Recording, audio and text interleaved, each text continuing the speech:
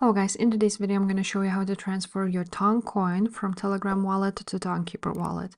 This tutorial will be quick and simple, so make sure to subscribe to this channel before we dive into. Now you want to open up your Telegram wallet and open up either your Ton space right here where it is Toncoin, or you can just use your assets from here. So once you choose Toncoin and click send option, you're gonna have an option to choose external wallet sent to a crypto address. So you're gonna choose this option for this specific video. So you're gonna choose it, and then you will need to go ahead and enter wallet address.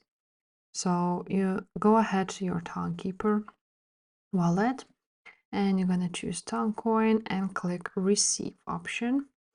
Here you're gonna have your Tong address.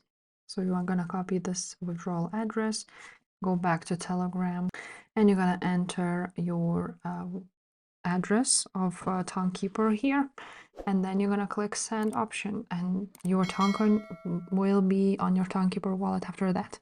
So if this video was helpful, guys, make sure to subscribe, and I will see you next time. Bye.